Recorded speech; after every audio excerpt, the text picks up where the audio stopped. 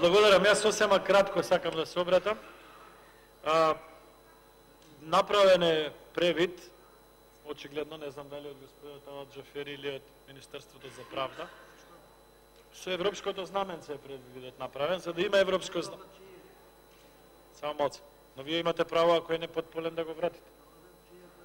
Без разлика чиј е предлогот, ако стигне од овластен предлагач до вас, господинот Џафери, предлог кој што е непотполн, вие имате рок во кој што може да го вратите со укажување да биде потполен предлогот и да се отстранат недостатоците. Од тој аспект, за да има европско знаменце на било кој закон. Значи, прво сакам да кажам, малце во иронична ситуација се доведуваме. Се усогласуваат овие закони подолг период. И тука нема никаков спор. И очекувањата се дека и понатаму ќе продолжиме заедно да работиме на овие закони и се надевам на крај и да ги гласаме заедно, пошто и повеќето од овие закони се двотретински. Но, ставањето на европско знаменце подразбира одредени процедурални предпоставки, а тоа е да имате изјава, односно кореспондентна табела на крајот закон, во кој што ќе укажете со која директива на Европската Унија се усогласува овој закон, дали во целост, дали делумно, во кои рокови и така натака. Кога предлагачот го доставува до господинот Џафери законот со европско знаменце, мора да има таа кореспондентна табела. Сега во еден закон ја имате за судови, во друг закон за прекршоци ја немате. Кога господинот Џафери ќе го добие законот со европско знаменце, доколку ја нема кореспондентната табела како основен, како дел од основниот документацијски пакет, по правило треба да го врати на предлагачот законот и да ја побера кореспондентната табела.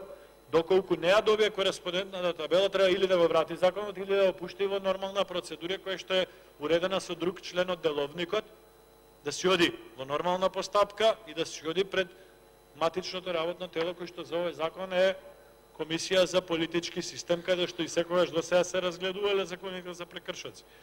И не го укажувам ова за да стопирам, блокирам или кочам нешто, напротив, го почнав мојот говор со тврдењето дека посебно заменик министерот за правда е вклучен доста активен околу тој дел. Сите овие закони, за да дојдат до оваа фаза, поминали низ неколку фази на усогласување помеѓу различни политички субјекти од власт и опозиција, и тој процес допрва ќе тера со некое меѓусебно разбирање дека секако е потребна поширока поддршка за овој закон. Затоа би сакал да не го пропуштам овој момент, без да навлегувам во материјална расправа на законот, да не го пропуштам овој момент, ваква некоја опуштеност да не ни се случува. Нема потреба. Требаше овој закон, ако немате кореспондентна табела, да се оди на Комисија за политички систем. Впрочем, и на Комисија за политички систем председател е колега од мнозинството, ако не се лажам, господинот Кирацовски е председател на таа комисија. Немаше ништо да има разлика. Да не се доведуваме во ситуација непотребно да имаме ваков однос према собранието, заради тоа што еден ден кој ќе дојдеме реално во конфликт за некоја тема, оваа пракса може да биде злоупотребена. Ќе биде кажано, ама ете тогаш и тогаш се применила оваа пракса, тогаш не сте реагирале. Денеска реагирам, ќе си влезе тоа во стенограм, ќе си влезе во некоја си наша меморија, дека вака не треба да одат работите. Јас немам потреба да барам сега повлекување, не повлекување, но доколку Министерството за правда во тек на постапката на вистина може да достави кореспондентна табела, нека го направи тоа.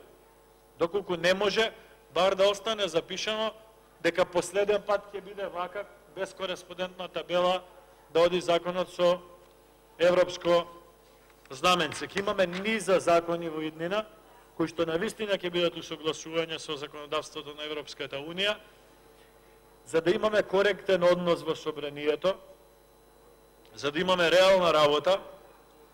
Добро е принципиално да се почитуваме меѓу себе и да не се доведуваме во едни вакви ситни процедурални грешки, да имаме сомнеш на заедничката намера да помогнеме за побрзо интегрирање на државата во Европската Унија. Благодарам.